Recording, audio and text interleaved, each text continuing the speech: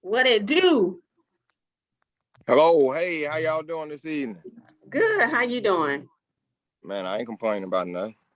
That's what's up. I ain't complaining about nothing, man. So Watching look, these markets. right. I bet you are.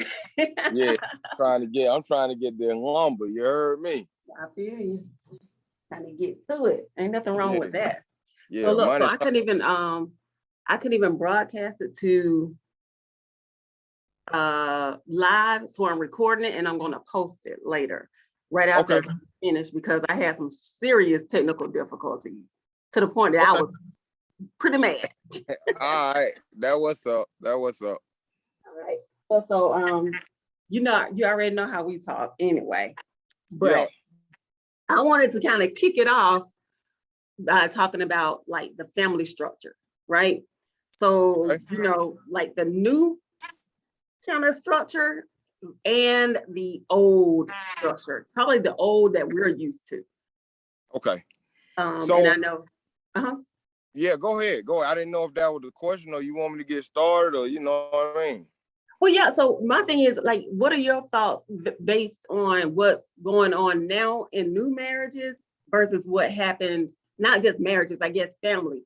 Just take it back there, family structure, and what's going on, what happened then, and what's now. Old school family structure, we all know, was husband and wife, kids, those that were fortunate enough that they had grandparents, and it was everything back then. Like that was what it was. Now, granted, every family got a couple of oddballs and troublemakers, and every family has its problems, but it was a family, and that family was tight knit, and they stuck together. Versus and family, as we get older, we find out that it was, a little bit of stuff going on back then. But nowadays, families are more open and more diverse. So you may have a family that is a blended family. You may have, a family that's different from that old structure of, the old mom and dad type situation. So those are the differences. Now, I think now we've become, with divorce rates being so high nowadays, and along with a lot of premarital promiscuity, a lot of people have children prior to marriage, or they're coming out of a marriage and they have children. So you're more prone now to see a blended family as opposed to the old school family structure. Okay. Now, when it comes to like, because I've been married before, right? Right. So when it comes to how people operate and maneuver within their marriage, like now, okay, back then, like it was everything. I ran everything through my husband, because I considered him the head of the household, because he was actually out there and he was doing stuff to actually lead us, even though it ended, but still, they were leading the family. Right. Nowadays, right. You have people in the new marriages and stuff that believes in the 50-50. The best way I can say that is this. When God, if we go with the theory, and everybody knows I'm a Christian, so you know what I believe. When we go with the theory of Adam and Eve, and God made man and woman, God made he called the woman a help meet. So if we're gonna meet, that means we're gonna meet somewhere. You have your role to play, I have my role to play. When I was in seminary for a short time, one of my professors, she and her husband both taught at the seminary. And she would often say, yeah, Dr. Stewart is the head, but I make a strong neck. What we got to get to a point of understanding is it's going to take both of us. Married couples have to understand that somebody has to lead, somebody has to be the head, But just because that person is the head, it doesn't mean that people don't converse and don't work together. I.e., that's why you hear people say they don't argue in front of their kids. Hey man, daddy might be wrong, but mama will wait till mom and daddy get behind the door, and then they hash out the differences, and mommy express her concerns, and now we roll. Or mommy could be wrong, but daddy don't blast mommy in front of the kids. Daddy say, you know, he wait, and then mommy and daddy talk about it. I think we get too concerned more so with who's going to be in charge and who's supposed to do this and who's supposed to do that, when in fact we're wasting time on us working together to achieve or attain a certain goal. So nowadays we have to have a understanding as well as maturity to be able to work together and not be so much concerned with who's in charge. Because yes, as a man, I'm supposed to lead my household, but my wife is also supposed to tap me on the shoulder if she see me going astray, and vice versa. If I see her going astray, I'm supposed to build her and make her stronger and try to prevent her from any hurt, harm, or danger as well. Okay. Now, I'm gonna ask you this: where did you get? I guess where did your foundation start? My foundation started with my grandmother and my grandfather. That was my foundation. My mom and dad divorced when I was 3, so I have no remembrance of my mom and dad being married. I have no remembrance of that at all. So, but I saw my grandmother and my grandfather stay married to death did them part. So that's where I got my foundation from. Okay. Now, go ahead, babe. In reference to, you know, how we are nowadays, a lot of the children that are going through the same things that we have probably went through, as you know, their parents divorced and they didn't get the right grandmothers and grandfathers that we are talking about. So the only thing they know how to do is try to go their way. Now, being in that instance, you have a younger group of person who's been hurt and they don't know how to trust the person, and they go out and they find a person and they just so happen to have a kid by that. And now the women are now being mothers and dads. So, you know, it's not, what I'm saying is not a lot of old generational marriages that are going the right way, or what we assume the right way. And why do you think that's the case? Because you don't have, you know, great grandmothers and, you know, grandma. Well, you have the grandmothers and grandfathers, but then kids nowadays that's coming up, or younger group generations are saying, well, you know, I want that type of love, but I want something different because there's more out there in the world to be offered versus being married to the same woman for, you know, 40 years or 30 years. That because they figure that's a hard thing to do, because you got more intimidation out there in the world, more things that they want to venture to. So at what point in time in a marriage, or do a person need to wait to say, I want to make this person my husband? Do you think a person should wait 5 years to be in a marriage, and they're gonna make this work for, you know, 10 or 15 years? Or, you know, my kids are like, I want to marry somebody in 5 years. You know, that's where they're coming from. But, you know, me and my husband met and were together 10 years before we got married. So that's a lot of time. I don't know if it's a time limit that you put on it. You know, I don't think it takes anybody, to be honest with you, a long time to figure out if this is somebody that I want to spend my life with. I just don't feel like it takes you 3, 4, 5, or 2, or not even a year, to be honest with you. Like, if you trying to, what are you waiting on? I'm sorry. Go ahead, Rob. You had something to say? No. I was listening. I understand what she's saying. Because there are a lot of people out there who, if they don't have something to look at, they don't know which way to go. And that's one of the things we're battling now, because some generations before us dropped the ball. Where the thing comes in at is we have to get to a point. Like I told you, I saw the foundation. I was raised with my mom, And it's funny that we talk about this because my wife even, you know, she and I even talk about it. I had to make a choice. I knew what it was like all my life to be in a single parent home. So I had to look at that and say, I didn't want that for my kids. And whatever it takes for my kids to have me there, that's what I'm gonna do. And not saying that it wound up starting out perfect. I had a child prior to marriage.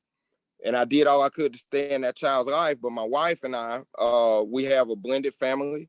And you know, I had to look at things and I guess what I'm saying is when you see something, there are two perspectives you can take on it. You can say, okay, well, this is all I know, so I'm gonna do all I know. Or you can say, I know it's better and I can do better. So i.e. the things that hurt me as a child growing up, one thing I knew was I didn't want to hurt my kids that same way. So yes, it was a lot of guessing and feeling all the way through because I did not come up in a married household.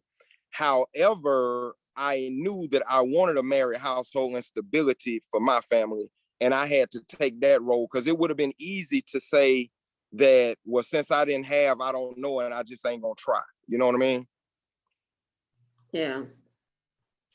So especially men these days, you know, they kind of got it all twisted. Not all of them, but a great deal of them have it twisted. So if you could give them any kind of advice, what advice would you tell a young man that is, I guess, wanting to start a family or wanting to get married?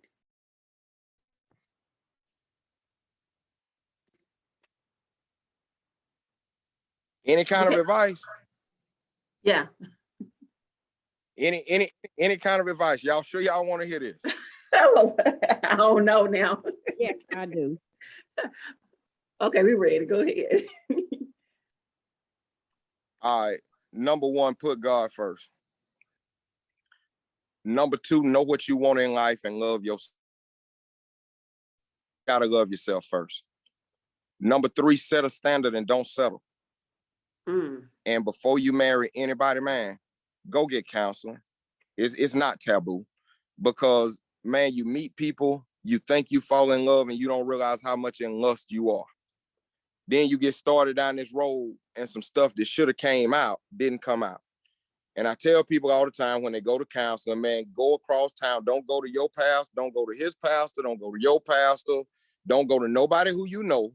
Go cross town to somebody who don't know now one of y'all who gonna get down to the root. If you're Islamic, find somebody who does Islamic counseling for people of that faith. If you're, you know, Jew, find somebody who does that counseling. If you're Christian, find somebody who do that counseling. Don't go to no counselor who either one of y'all know and go cross town. But and know life and love yourself. Can't nobody else love you if you don't love yourself first. Come on now.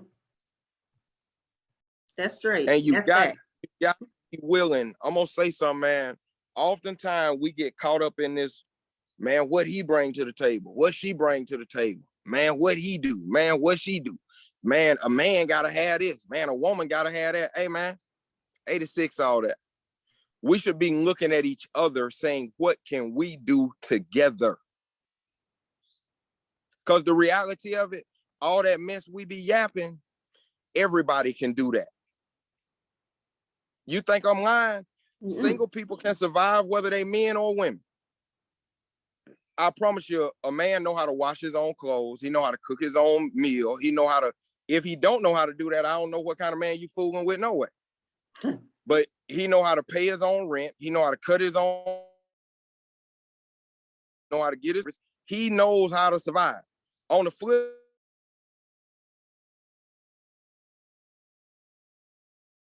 they know how to cook their own meal. They know to the shops. So what are we about? What can you, what I can do? What are we talking about? A whole bunch of nothing. Trying to establish control when we should be looking at each other saying, look, what can we build together? What are your strengths and what are your weaknesses? What are my strengths? What are my weaknesses? How can I inspire you? How can you inspire me? What can we do together? Now, do you think that It's that simple. do you think a person would take a year to know that, or do you think that it usually takes a little bit longer to know a person? Because in the first 6 months, you're just now learning certain things about that person. I don't like to put a time limit on things of that nature because I could be lying to you. I mean, hey, you may meet somebody and y'all may hang out every day. You may go to family functions and you may really get to know that person and you may really know them. At the same time, you might meet somebody in 6 months and you be like, dog, they tricked me. I don't think it's a time limit on getting to know people, especially if they genuine. Most of us know good when we see it. Mm-hmm. Most of us can feel good people when they're around. Most of us know good when we see it. But I'm not going to say that all of a sudden that it should be a time limit, because even when you get married, you know what? People, So that's what happens. When people get married, even if you marry somebody, let's say you waited 10 years to marry this person, you finally feel like you know them. You know what's going to happen in the first 5? They're going to change. Yeah. And it's not always going to be a bad thing, because you got to think about it. If a person is not changing, they ain't growing. That's true. You see what I'm saying? So whether it be 6 months, whether it be 5 years, whether it be 2 years, it doesn't matter. People are going to change. And sometimes you're going to be like, dang, is this the person I married? Is this the person I thought I knew? But you will know inside of you if that's supposed to be your spouse or not. So I'm sorry that I'm giving you a vague answer, but just me personally, I don't put time limits on it, man. I've been in a relationship for years and not got married. Been in a relationship for 2 years and been married for 17 now. Yeah. You see what I'm saying? I personally don't, other people may. I'm not saying I'm right and they wrong or anything like that. I just personally don't like to say, well, you need to be with a person this long before you talk about this. So how do you know them? I don't like to put time limits on it. Agree. I agree with that. Yeah. So being that we're talking, and I told you I wanted to talk about this one thing, and I forgot to send that to you. So this morning, I get up in the mornings and I check my messages, my phone, or what have you, and someone sent me an invitation to a group. This group was, okay, I think it was called something like the Black Sister Wives Group or whatever. Mm-hmm. And it blew my mind. So, I wanted to see what these people were saying in this group, right? Because I'm going to say, to me, and at this, I guess, this stage in life, it's kind of new for us. Mm-hmm. It is, but it's not. We heard about, that's being the African culture or what have you, with right, different cultures, not just African, but different cultures, but not here. And during this, and most of the women were speaking, and the women were calling other women selfish for not becoming a sister wife. Mm-hmm. And one of the reasons was that I heard was, well, he's gonna cheat anyway. So do you want him to go ahead and just, you invite and get the help and the support that you need from another female? Or do you want him to just continue to run behind your back and you don't get anything from it? So number one, they're assuming that all men cheat. So, like, what's your thought? I know we've talked about this before, but what's your thought on that? Here's my thought on it. Number one, it's the culture, okay? Mm-hmm. It is a culture. That's what it is. It was a culture in biblical times. It is a culture now, okay? Mm-hmm. For those that choose to live that lifestyle, they have that choice to partake in that culture. Mm-hmm. However, what I will say is that if one man and one woman get together, God will provide everything else they need. Amen. That's just the reality of it. Now, some people have bought into that, and if that's their culture, then that's their culture. I'm not gonna bash anybody's culture. But in my belief, I believe that a man and a woman can come together. People, You breaking up really bad. Uh-oh. Oh, Did he break off? Yeah, he's frozen. you I mean now. You still breaking up. And now I can probably hear you. I see you moving. All now. right, how about now? Yeah. Yeah. All right, got me now? Yep. Okay. So in the aspect that you were talking about, what I was saying was we're dealing with a lack of discipline in a lot of ways. Okay. Let's be real. Every human being has desires. Mm-hmm. Yeah. Okay. When two people get married, when you got married, I don't know, Idris Elba was still fine. Even though you love your husband, Idris Elba was still fine, right? When I got married, Halle Berry was still beautiful. It didn't change the fact. You get what I'm saying? Yeah. So what am I saying? Just because you get married don't mean those desires go away. But you should be able to control your desires. Don't let temptation come between your relationship. Don't let it come. Look, man. Look, the old folks where I come from, you say, man, don't you let nothing mess up home. Mm-hmm. Don't you let nothing mess up home. You feel me? Yeah. And there's a respect factor that comes with that.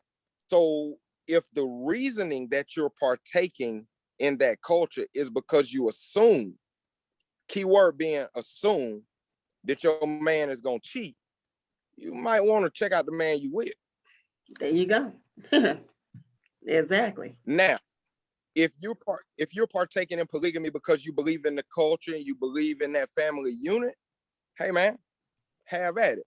But if you're solely going to that culture because you say, well, this is what they're gonna do and we may as well band together, man, you might want to just check your thought process on that, because everybody don't think like that and everybody don't do like that. You get what I'm saying? Yeah. There are good people out here. Do people make mistakes? Man, people make mistakes, but there are good people out here striving to be the best they can, who will give all they can for their family. And it's men and women out here who are not out running around. They handling their business. You feel me? I agree. So it's one of those things that I noticed it has become more popular. But I think it's very wrong to assume that you have to have outside help of that magnitude. Does it take a village? Yeah, it takes a village. Most of us, if we look around, the majority of us, if we really look around and drop our pride, we got a village. Mm-hmm. We just don't want to use it. You feel me? That's true. A lot of people have a village and just don't use it. We got a village. So again, I'm not knocking nobody's thing. If that's what they want to do, it is a culture. But don't ever assume that all men or all women cheat. Don't ever assume that. And don't assume that you can't make it one man, one woman. Don't assume that. That's a very unfair assumption. I have seen several. Uh-oh. Frozen again. Part one man and one woman. Yeah, I agree. And I totally agree when you said if it's about the unit itself. Yeah. I get that, but that's everything that I heard. No one ever mentioned like I can provide, because that's one of the things. I believe in the Bible it said, I'm not quoting it, but I believe what it said. America, and I think they were coming out of the Old Testament. A man can have as many wives as he can afford. Did I get that wrong? Well, no, but what I'm getting at, you hit the nail on the head. If one get a Mercedes, all get a Mercedes. You know what Exactly. I mean? This is not. It's polygamy at its root is not about running a harem and sitting back on the throne. That's not what that's about. That's true. So that's my whole thing with this whole thing coming forward. Most of these people would be surprised to know if two people give they all to each other, you won't need that outside help like you think you need. That's true. That's true. And But, I've heard but guys saying that. Go ahead. man, it takes two. You feel me? It takes two. It takes two. That's all it takes. And man, I promise you, man, from testimony, man, if two people will put God first, man, just put God first, and y'all two stay focused on y'all's goals and y'all work together on y'all goal, man, I promise you, you will have everything you need when you supposed to have it. Man, we could go, look, man, look at, I don't know Bill, and even though Bill and Melinda Gates is getting a divorce right now, look how big Microsoft ran up. Mm-hmm. Look how big Amazon was before Jeff Bezos got his divorce. You feel me? Yeah. Look at Warren Buffett. He's still with his wife. You feel me? Yeah, Jay-Z might have slipped up, but Jay-Z sticking right in there beside Beyonce. You understand what I'm saying? I mean, we could go down the list, man. Some of these people, they weren't perfect. Yeah, they made mistakes. But man, it's about them two sticking together. And that's what we got to get to, man. You don't have to have all of that. And no person has to subject themselves to the point of, well, this is how I'm gonna be treated anyway, so I'll just accept it and let's just try to make it. No. set yourself a higher standard and give out what you want to get back. That's how this thing works. That's how give it works. What you want to get back. Yeah. And you'll be surprised what you get back. So like I said, if that's people's culture, that's on them. But for me personally, that ain't my thing. You know what I'm saying? Like it's way more at risk, man, because we need stable families. I'm gonna tell you this before I get off, man. And I've spoken to a lot of people about this, and I wish I had the article with me. But some years ago, I read an article that they did on a study at Harvard and Yale, right? Now these are the top two schools in the nation, man. This is where the presidents and everybody come from, right? Mm-hmm. Man, freshmen, they did a survey on freshmen, and over 70%, somewhere between 70 and 80% of the freshmen were still virgins in college. Wow. Male or female? Both. So That's it was an impressive. exec study. Yeah. All right. They got to the sophomore year of college, over 50% of them were still virgins. Do you know what was most interesting about that whole study? Over 70% of them students come from married households. Mm. Numbers don't lie. Yeah. So that means that stability means something. Oh, definitely.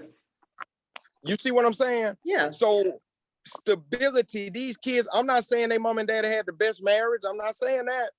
But from that study, we know that over 70% of the kids at the top two universities in the nation come from a married household. And we also know that the majority of them kids go to school and hadn't even had sex yet. Not just school, college. College. That's why I said that's impressive, because in some cases you can't even come out of middle school. You have kids in middle school having sex. Come on, man. I saw my first pregnant classmate when I was in the 6th grade at Camp Creek Middle School. Sex. Come on, man. I'm 45 years old. This ain't nothing new. This been going on. I was in the 6th grade at Camp Creek Middle School. One of my classmates was pregnant. Wow. You see what I'm saying? So when we look at this stuff now, let's get back to the marriage. What does that mean? Yeah. We got a duty to the next generation to not let nothing tear up home. That's we true. owe that to them. We owe them stability. Yeah. We owe it to our children. It's okay. Like, you don't have to leave. Like, I think we got to mix up. First of all, let me say this. Our parents, grandparents, well, I got my foundation from my grandparents as well, so I'll just put that out there. But even if, like you said earlier, they didn't let nothing tear their household. We got grandparents that got outside kids, right? Boy, come on, man. They never left home too tough. If they did, it's like very, very seldom they left home. I'm telling you, man. And if they did, they still raised their children. Yeah. And they still provided. In my opinion, I think a lot of that was because the women had lack of job opportunities out there, and they were, if you had a full household, they wouldn't they didn't go and let somebody else raise their kids. They didn't have to get out and go out and make that bread. It was their husband. So if the husband went out and had the, outside the marriage, the woman stayed there just for the stability of the kids. That's a strong woman. Do you consider that as a strong woman, or did she stay just for that? I think the men didn't leave. The men didn't leave because that was a home to him. I think they understood the whole foundation. I think they understood family. This is who I said I do to. I know I messed up. Yeah, I got little Cindy's, Sylvia and Becky over there, but I'll take care of them, but I'm gonna take care of my family, and I'm not gonna leave my family. Even the side lady understood that. She didn't bring that drama. Now some of them did, but they didn't really bring that drama back to their house. I will say this, man. I will say this. If you talk to a lot of people who have one of the things You're breaking up. Me, saw whatever. Every last one of them got one regret. They lost their family. Yeah. They lost their family. And I think it's vital. I just think it's important that we keep our family structure together and get back to some sense of a real family. Some of us are going to have to be in blended families, but God got us there for a reason, so that the next generation saw that stability so they can take it back and pick it back up. And getting to your question, I think it was both. I think that woman was a strong woman for staying. And at the same time, even if she stayed for the kids, it took strength for her to stay there and hold that thing down. Now, if she forgave that man and they moved forward, or if he forgave her, because now there was some stuff going on when the man went to work too now. Mm-hmm. You're right. But I'm sorry. I think he froze again. Home time, the man to be going to work and somebody working a different shift come by the house. Uh-oh, can you hear me now? Yeah, we hear. All right. Jody. So, yeah. Yeah, it wasn't always the man. Now, it's several men who done raised kids that wasn't theirs and they was married. Yeah. Still do. Let that sizzle in your ear. You know what I mean? But it takes two strong people. Now I'm not saying that divorce doesn't happen. I'm not saying that it's not warranted, because scripture clearly You frozen. So understand the English now. He didn't say if she mess up or if you mess up, you have to get a divorce. He said, but under that circumstance, I give you the right to. I ain't gonna hold that against you if you do. So what does that mean? We have to be willing to forgive either way. Even in divorce, you got to be able to forgive to move on. Mm-hmm. If you stay together, you got to be able to forgive to move on, which takes strength. So I'm just saying all that to say that woman was strong. If she was the one who had to do the forgiving, that man was strong if he was the one who had to do the forgiving. But we got to get back to holding the family together. And we got to get back to recognizing when we're wrong. If you're the one doing wrong, then you need to recognize you're wrong and cut it out. For the sake, hold back your desires and your lust. Control that for the sake of your family. That's right. Well, I know you had to jump off because you told me that you had to jump off. So yeah, it's been fun. It's been real, man. Man, I appreciate y'all just giving me a platform and a listening ear, man. Yeah. Again, God bless y'all, man. Put God first. Hold the family together, man, and let's try to make it better for the next generation. Whatever we got to do to make it better for the next generation, let us, each and every one of us, do our part to show them something that we didn't see so that they can make it better and it'll continue to get better.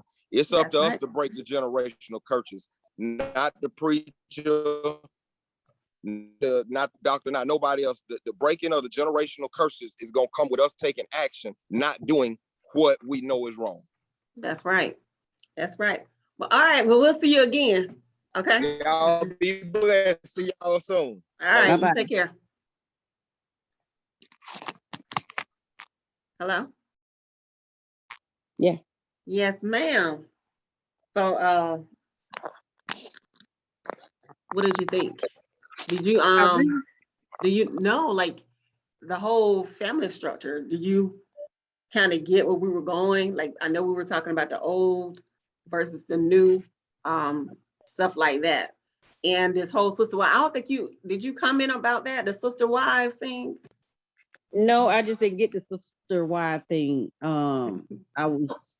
You know what they were talking about, the sister wives, meaning like a man goes out, or the woman, and they will recruit somebody else for their relationship or their marriage. So he can have a girlfriend or two wives. I get it now because I have been approached in reference to certain things like that, and just by talking to a person and letting them know, hey, I'm married, been married for 21 years, been with a person for 31 years, and he felt that that's what he wanted, and I had to let him know, well, I'm sorry, that's not the type of person that I am. I believe he wanted that. He wanted to join your marriage, or he wanted you to join his? He wanted me to join his, even though I am married. I know it was kind of crazy, but like I explained to him, that's just not what I believe in.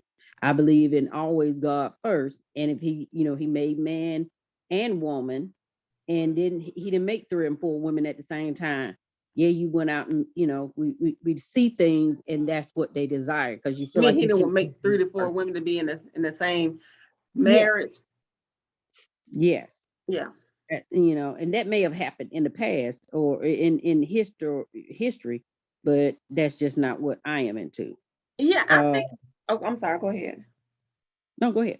I really think it's to be honest with you, and like Robbie said, it's if that's your decision, if that's your culture, whatever, do you. I'm not judging you and your situation. I'm talking about, and we're talking about for us, right? Our own situation. Yeah. So for me, I feel like a lot, because I heard a guy say before that I want that kind of unit because I need help. And I was like, well, what do you need help with? Like I just kept saying, what do you need help with? Because if you need help financially in your situation, you don't need another wife. What you need is, we need a brother husband, not a sister wife. We need a brother husband. Because you telling me that you want another woman to go out and get a job along with you to support your family. Nah, you got it mixed up. That's not how it goes. So if you're going to get another wife and you can't afford the one that you already have, you're barking up the wrong tree. Sorry. I understand that. And again, you still have the new age where, time has evolved, but we're more into, from the past, they didn't see what we see now. You could be, you could be at your home and be cheating with porn, or you could be cheating, on websites, or you could be cheating, just, with the technology that we have nowadays, versus you going to your wife and saying, hey, let's try this. Now, if she's in agreement with it, then, that's up to you. But again, I would definitely pray on it and see if it'll work out just between you two. But for me, it's just not for me. Yeah, I mean, they're going to have their ups, they're going to have their downs. Is can you weather the storm with me? Versus, because if you have 4 wives and each one of them weathering a storm, what you gonna do then? You're gonna always have some trouble on you. Women are gonna be, I wouldn't say just women. Each person are gonna have some wants and some needs, and the things that they see that is on TV or on these sites that we can go onto and visually imagine what they could do or be happy in doing that. I think that's where the issue, or this whole movement per se, came from. It's from not when I say technology, I mean it's, you see it or you hear it in the music, you see it on TV, you read about it, or you see it. Like, you see so many people now that base and create their life and their lifestyles based on the lives of somebody else that they are watching on TV, and they say, I want that lifestyle. When they hear the music, they're talking about, oh, I'm that B, and my B gotta be, what I'm saying, my girl got a girlfriend, or I met this chick and I let my partners hit. Like, what? Like what? So a lot of this stuff and a lot of these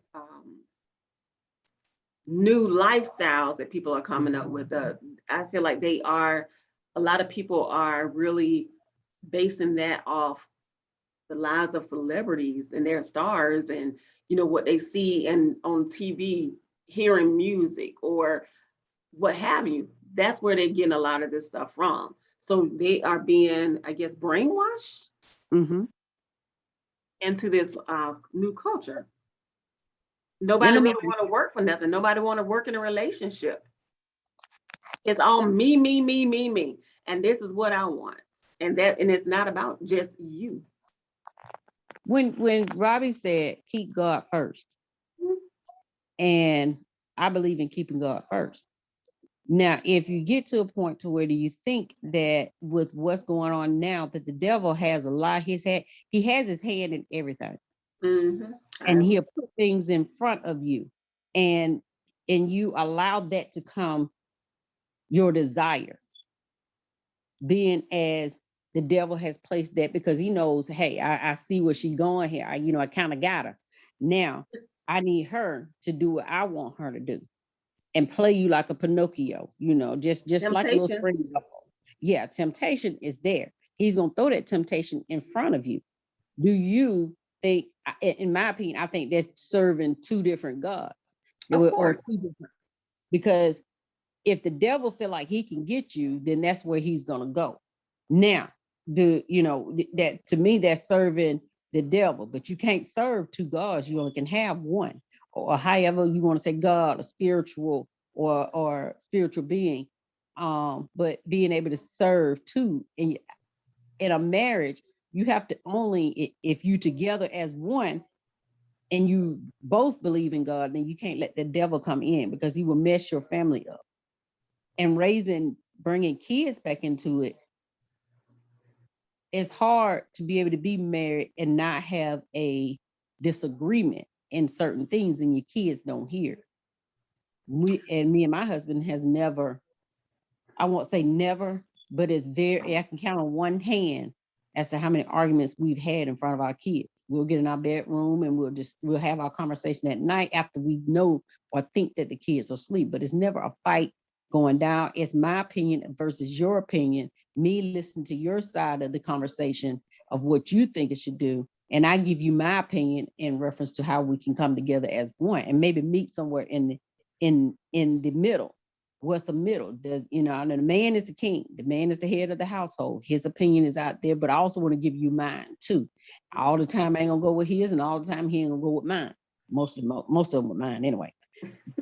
But it's that breaking down and saying this is the person that you want to be with, and being able to build a relationship so your kids can see that too, and go and do the same thing. Because it's hard now to say we can have these kids and they will go out here and they'll make a relationship for themselves, but they don't know how.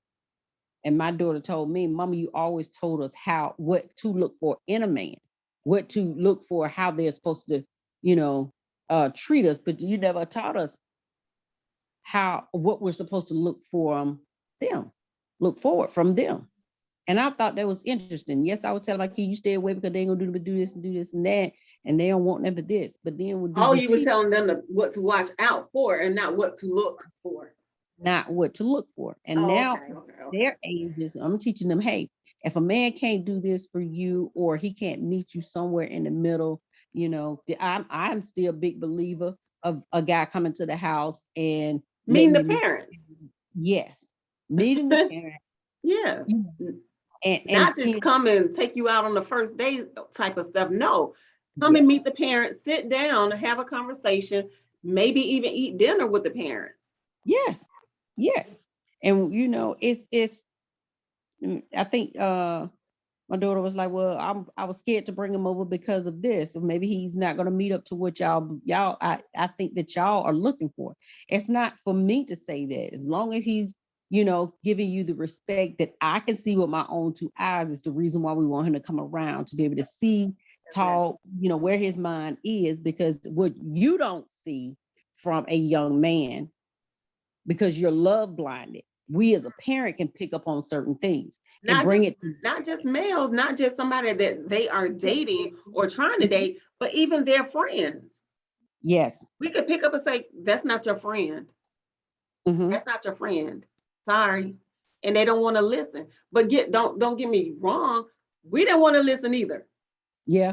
Because if our parents say, yeah, that's not the person, and we're like, well, she just don't want me to date, or he just don't want me to date that person.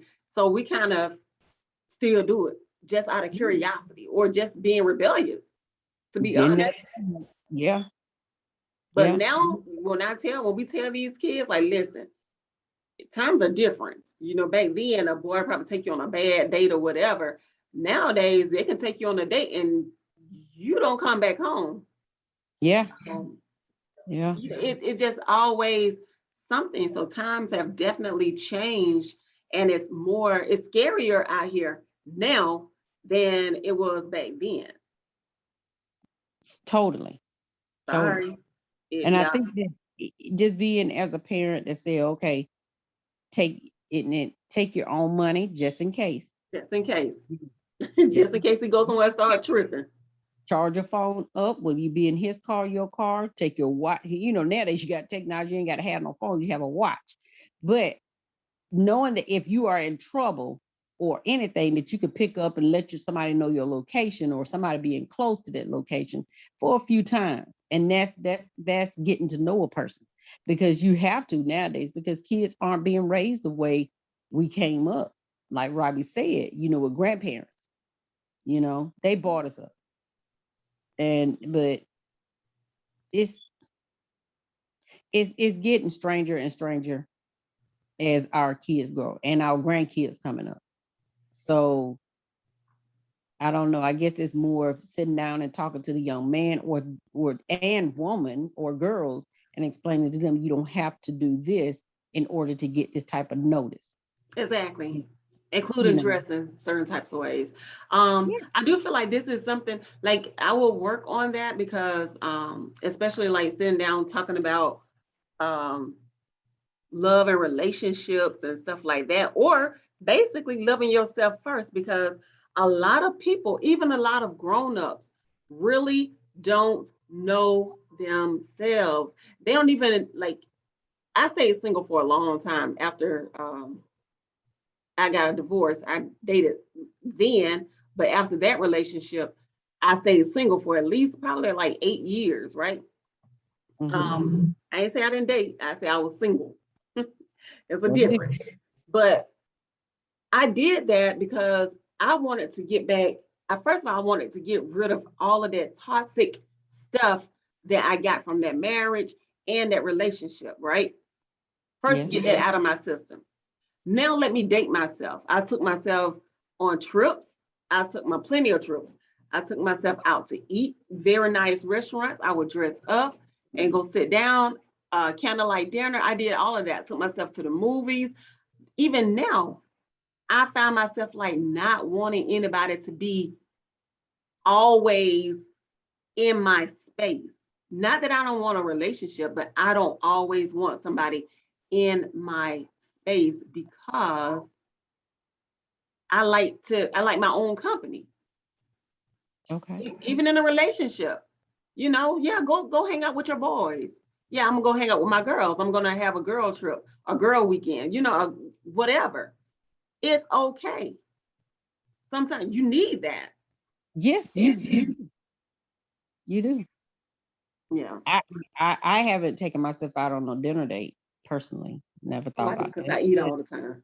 So. Well, I shop all the time. So therefore, I'll take myself out and go and buy me. It doesn't even have to be number some eyeliner, but I just like to browse and look. And that's my feeling of me getting away from the situation, to be able to think, to be able to, bring myself to where I need to be. Yeah. because you Don't can't lose yourself. Yeah. Yeah. And I don't buy anything. It's just the point of getting out and just going browsing. Yeah. But that's a good thing to be able to just get to know you. For me, I have always been who I am. I've never liked the certain things that, that I'm about, but I accept them. I accept them for who I am, and that I can change when I want to change. If I don't want to change, I go back into my old ways. But Yeah. it's a learning experience of knowing the back from where you came from to where you are now. You know not to step back too far, but you have to know and love yourself. Loving yourself can mean a different thing. What does love mean to you to love yourself? Does that, does that mean take yourself out on trips, take yourself out to eat, treating yourself? Does that, did that include being you? But I think that a person, in order to love yourself, need to really sit and think. Think what you don't want, what you want, what's acceptable and what's not acceptable. What do I want out of life? Because a lot of people can't answer that. The number one question a lot of people cannot answer, or you will hear them stumble on. You want me to tell it to you? Please. Who are you? A lot of people can't answer that question. So when you ask them, who are you? Like if whoever watching this video, ask yourself, if someone comes up to you right now and say, who are you? They will pause. And then most people will start telling you their credentials. They don't tell you who they are. They tell you their credentials. Pay attention. Ask somebody when you go somewhere, when you go to work tomorrow, if you have to work tomorrow, ask somebody and watch what they tell you. I even just thinking of that, even if you know who you are, you have to be a strong person to be able to stick by that. You gotta think about it. It's you. You know you better than anybody else knows you. That's the reason I said you have to be strong to stick by, because people will try to change you. Oh, you're right. You're right. No, you're not. You're not that. I'm telling you, that's who I am. Yeah. And if that person has to try to get you to think that you're not that, and you know who you are, then you need to just step away. Mm-hmm. Okay. Thanks. And I'm talking about positive stuff. I'm not talking about, well, this. No, because if I say main thing, because there's a lot of people that are kind of atheists and not even knowing that they're atheists. Then you have the people that are so-called awake, and they attack everything that you say about, even if it's about you. No, you're not. You're this. You're this. You're this. Trust me, I know. I mean, I have conversations like this all the time. And I'm on the other side. You know what I'm saying? Like, but I listen to people. But I know, like you just said, you have to be able to stand true and stay true to who you are. Stand in your own shoes. Don't let nobody else pull you out of them and tell you, instead of your stilettos being stilettos, your stilettos are some sneakers. No, they're not. They're stilettos right now. But you have to be able to stand on your own. But if you really and truly know who you are, you do not settle. You give people the chance, you give people opportunities. You do not settle. I don't care if you've been somewhere either on a job for 15, 20 years. When something comes in and it shifts, people tell you, you need to change along with it. I can change, but I'm not going to change everything about me just to fit in. It's time to go. Well, I've lost many jobs this way, because people want to change you to fit whatever their company is about. I understand working for you, but I am not the forefront of your company. I work with you, work for you for those amount of period of time, but I'm not going to change who I am to be that person that you want me to be, because I can't come home and teach my kids and tell them, be who you want, know who you are, and stand by it. You may lose some things along the way, and things that you lose, don't go back and pick it up. You didn't Because lose it. You shed it. I mean, I you, know lose and shed, same thing, but you're not, you walking into something different. It's just like leveling up. Everybody can go to the next level with you. I don't care if y'all been rocking since elementary school. You know what I'm saying? Some point in life, you're gonna have to elevate. And when you elevate, everybody ain't willing to come up. Because those are the people be like, oh, she thinks she all that now. No, I don't. You think I'm all that. I'm just doing what I want. I'm just accomplishing my goals. because you couldn't get here, you couldn't stay true to your goals and to your what you want it to be. Don't bring me down to where you are, because I'm already there. But even if they are, you know, they may be accomplishing their goals as well, but we may be on two different things. We're on two different paths. You know what I'm saying? Like, if I believe in investing in real estate and all of this and all of that stuff, and you over here, you just believe solely in working for somebody else, we can still communicate. But when it comes to talking business and goals and stuff, we're two different ways.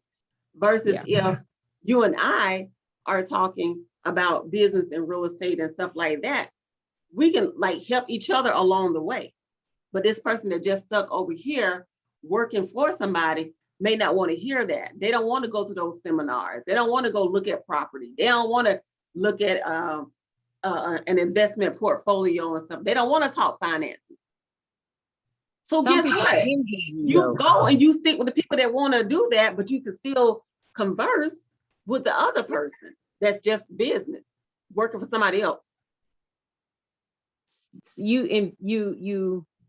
I think that people envy you when they hear that you are doing this, and then eventually their mind changes. Oh, okay, I see now, this is what you were meaning. But a lot of people don't know how to come out of their shell because they fear. You let fear over faith get you. And the fear is of the unknown, which is something that you should be exploring anyway. So once you become over one fear, if you could do that, the next fear is everything is, no matter if you live in, the next day is a fear, because you don't never know what's going to happen. But it shouldn't be. We can't live in fear. Fear and faith cannot and abide in the same place. So, and I understand what you're saying, because regardless if we know it a lot or not, a lot of us do operate in a fearful mindset. Oh, I don't know. I'm kind of scared to do it because I don't know what's going to happen. But if you do it, you don't know what's going to happen. Yeah. But you're hoping to be successful in whatever it is that you do. Yeah. But the biggest thing is moving your feet. The worst thing is keeping your feet in the same place. And it can't get planted in one place. Even a tree that's planted in one place still have roots that grow. They sure do, and they spread out. Exactly. Spread out. So, and if that's the case, you might sprout up a new something along the way, which may be good, which may be bad, but it's a learning process as you go. So being able to do that, and that inquires in your life, in your situation that you're in your marriage, or in your raising of your children, or anything. And so if we don't try, how can we tell our kids to get out there and do something that they have never done, and say, well, you don't know if you don't try? Well, you didn't do the same thing either. Did you not try to do something to be able to build yourself up? Because I can be personal and say that, because I thought that I want to be an RN, but I went out there and spread my roots with doing what the RN was supposed to be doing, and they were still getting paid and I wasn't. But I stuck to my roots and allowed my children to grow, and I pushed them. I think in our days, when we were coming up, our parents told us, get a job and you go to work, and work for somebody else. Yep. Never said anything about getting out here and owning your own business and doing that. But now we are pushing our children to be entrepreneurs and try to push them, because even though we are growing or helping them, then that's something that we didn't get taught coming up. But you know why? Because each generation grows, right? So for our parents, they watch their parents be sharecroppers or picking cotton or what have you, right? Yes. They were Mhm. not afforded the education. True. So when they grew up, their parents they're like, okay, well, we had to help, clean the people's houses or what have you. But when they grew up and they had children, their thing is go to school, get an education, get you a good job. Yeah. So they were telling us to do the things that they were not afforded to do. Now that we are afforded the education, a more quality education, and getting good jobs, what we're telling, and with some of us are business owners, right? So what we're telling our children is, when you finish high school, if you don't want to go to college, you can go to college. A lot of us still push our kids to go to college or technical school. You go to technical school, you're going to learn a trade. You're going to learn to work for yourself pretty much, right? Sorry, college, and I'm educated, but college teaches you to go and work for somebody else. Sorry. But it also teaches you skills to go and work for yourself, right? Yeah. So my thing is, I'm sorry, I dropped something. My thing is, we teach our kids now, you can go to school, but go to school to learn how to run your own business. Invest your money. So now when our kids have kids, they're probably going to teach them something that we didn't know, right? Yeah. Now they're like, oh, let me get my body did up. Sorry, but that's kind of time zone, right? That's a thing. So every generation kind of evolves and they're able to teach the next generation something different. So that's the reason why we didn't have all of this. And being that we came from an era that technology had just started, and it still wasn't deep. We came back from pagers and the big dinosaur cell phones. And we're only 45, 48. Yeah. But did not say that. I've seen Kevin Hart and Don Cheadle. Not calling you old. But that kind of started shifting everything. Right? Yeah. But even being old, you still see older people getting out here trying new things. I mean, a lot of the people, a lot of the people now, in reference to starting things, I guess they feel like, okay, let me get my 20s and 30s out there. And sometimes you have to jump when it's time, because it's going to take money to start something. So they give it a few years and they go from there. And a lot of you can build a really good relationship in your 30s and 40s and maybe 50s, because by that time you've already known what's out there. You know how to get out and talk to people, and what networks to get into. So that's an adventure all by itself. So like I said, tell you, it ain't never too late to learn anything. That's true. So, but again, stepping out on faith, getting your children in the same, or teach one. If your kids are not into it, then find a kid that may want to do that right there. Yeah, or put it out there. Yeah. Put it out there. And the thing is, a lot of us don't want to support each other because of, well, I don't know. I don't know if it's like a sense of jealousy or they hoping that you're going to fail. But for me, I think anything that a person steps out to do, regardless if you do not have the support, go do it. Keep moving, because your biggest supporters are never going to be your family and your friends, ever. Now, I'm not saying that family and friends won't support you, but what I'm saying is they are not going to be your biggest supporters. Your biggest supporters are going to be those that don't even know you. Yeah, that is true. Yeah, and I pour into other people's business. If I see a friend that's selling something, I'm like, yeah, I'll support. If I see somebody on Facebook selling stuff, chances are I'll support. I walk into the bookstore to get something. Somebody's there selling their book. Sign it. I buy it. I go into the grocery store. Guy said, hey, I made my own barbecue sauce. I said, really? He said, yeah, it's good. You can put it on anything. I said, okay. I said, well, how much is it? It didn't matter. I was going to buy it anyway. I said, okay, sign the bottle and I'm going to buy it. He signed it. I got it and I use it. It is really good.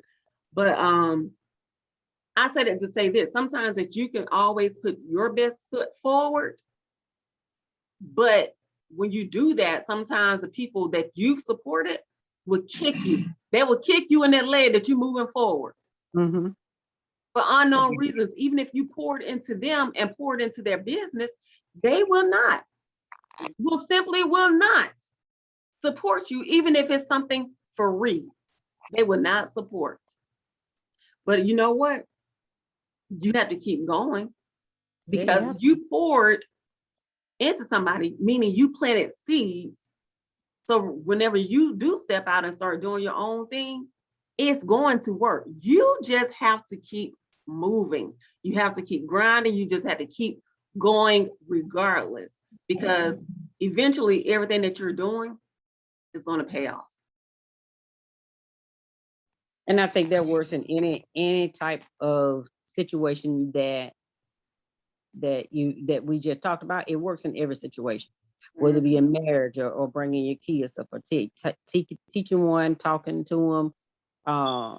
The ones who are here that don't have parents that are, looking at you and your relationship, you have to keep that together, because you building your relationship, your family, your business, all of that, you have to keep going. There is no way. You can't just stop. You can't stop living, because the day is going to go. Now, what you going to do to improve the next day? If you're still in that same old situation, day by day, and nothing is getting good, then there's something wrong about that situation. And you don't start with the other person. You got to start with yourself. That's for always. Always. And if you're broken, leave fixed people alone. If you're broken, don't try to get in a relationship. If you are broken, you need to seek some therapy. Talk to somebody. I mean, I'm not saying that in a joking manner either. What I'm saying is, seriously, you have broken people out here that still trying to rush and get into relationships. You're broken and you don't even know you're broken. You're toxic and don't even know you're toxic. True. Because if the same situation keep coming around and around again with different people with the same situation, it's not the situation, it's you. At what point in time do you look at yourself and say, I keep coming back to the same old thing. I keep coming back to the same old situation. I keep coming back to these same old type of jobs. I keep coming back to these same old men or women or whatever. Mm-hmm. If you don't change, that situation can't change. Mm-mm. And if the situation didn't change from the beginning, and you're trying to be a new you, and that person is not there to support you, then it's not going to work either. And then you're going to be sitting here, and by the time you look up, you're going to be another 3 years or 5 years gone, where you could have changed and made it better for yourself. You changed. You're right. Yeah, you changed. You can't change the other person. Yeah. Or you got to be the happy one. Mm-hmm. If you change you to be a happy person, you can make a whole lot of other stuff fall right in place. That's right. That's right. Because let me tell you, and I know we're getting ready to wrap it up too, but the thing is, if you encounter a person that's angry, that's mad, and you're happy, and you refuse, and you told yourself before you left the house, this is going to be my mood, I'm going to have a great day today, and you encounter somebody that's angry or has negative energy, but once you told yourself that you're going to have a good day, you don't let that person affect you at all. And when that person is talking to you and trying to be rude, and you continue to be nice to them, their attitude has to change. Not will, it has to change, or they will walk off. Either way, it changed, because they said, forget it, I don't even want to talk to them. And they walk off. Because they see the good. They see that whatever you're saying is not matching up the exactly. You're not letting them be pissed off. Yeah. You're not bringing your energy over here. Mm-hmm. Yeah. But once you match, and I tell people in a heartbeat, people that like to say, I'm matching whatever energy you give to me, I'm giving to you. Now, I'm not losing my energy. Mm-mm. I tell them, like, you can't match anybody else's energy. Don't try to match theirs. Because I'll walk away and I'll laugh at you and keep going. Yes, and because two wrongs don't make no right. And if the bigger person has to be the person to walk away and if it makes you feel horrible on the inside, then it should probably make you feel good, because if you'd have matched that energy that they were getting, it was going to be something different. It could have been a whole snowball situation going on. Remember the math, a negative and a positive can be a negative, right? Mm-hmm.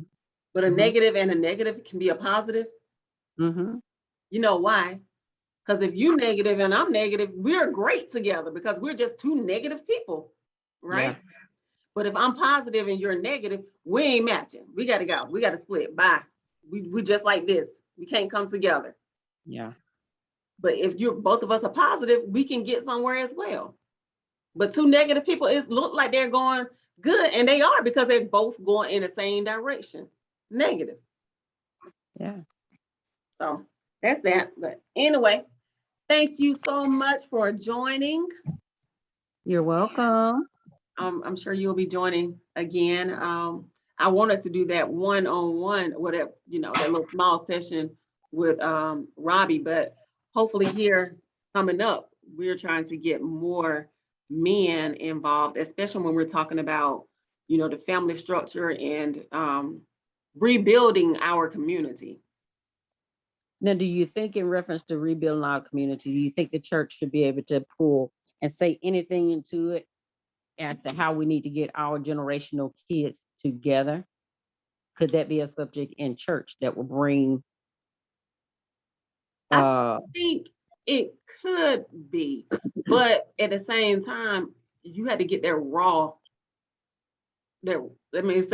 footage out. You know what I'm saying? Like you have to get to the root cause. And the root cause, I don't know if people will be as open in church because that raw footage is going to be raw.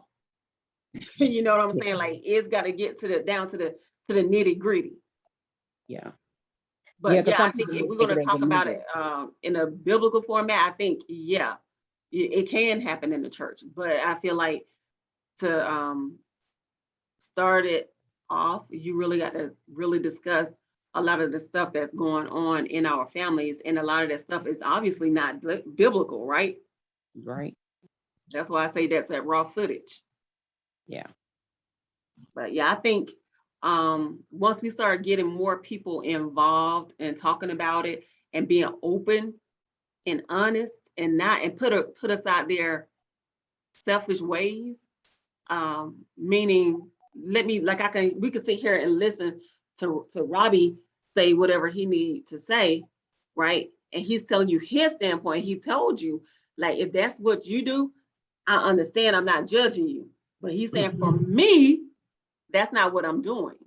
So if we just don't be selfish and start judging other people based on what they say, but help them, that's the reason why I did the girl talk thing as well. So you don't judge the other person. You don't judge their situation. You listen.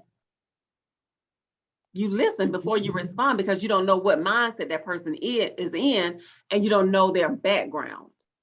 True.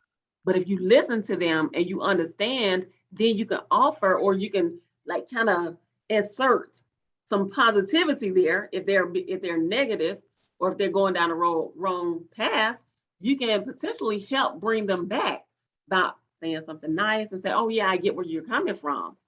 Or tell me how you come up with that, or what made you do that. Okay. But as long as we're saying, oh no, you stupid as I don't know what, why you do that? Oh, they did that. Or you should have did this, or I would have did that if that was me, but it wasn't you. Yeah. So I think once we, I feel like really, if we involve more men and women in these conversations, but a lot of time people they're kind of skeptical about sharing their story. People still want to hide behind their closet door and keep their skeletons buried. That's the reason why Girl Talk, I tell people, number one, keep your camera off. Keep your camera off and change your name. Neither one of us have our name, but I'm on here because, I was talking to Robbie or whatever, and, he had his picture up, and I'm like, okay, I'll show my face. But that is the main purpose for Girl Talk. And Real Talk is going to be for everybody, both men and women. Okay, that The sounds Real Talk platform. I do Real Talk interviews and stuff like that as well. So that's separate Real Talk. You know, Real Talk interviews with Mika and Real Talk right here. Real Talk right here is for both men and women. any age limit. For Real Talk, Yeah. no, Okay. not even Girl Talk. Girl Talk, you can bring these teenagers in and listen, because you know you've been on quite a few times. And Yeah. we really talk about stuff, we laugh, and we also let out very intimate details about ourselves. But like I said, you don't see the person's name and you don't see their face. So if you don't know my voice, you will know who said what. Yeah. True. And that's the reason why. Be transparent. Be real with yourself. Be true to yourself. Can't nobody tell your story but you. You. That is a true That's that. statement. Yep. So, all right. I'm gonna go ahead and end this. Thank you so much, and I will see you next Thursday. See you later. All right.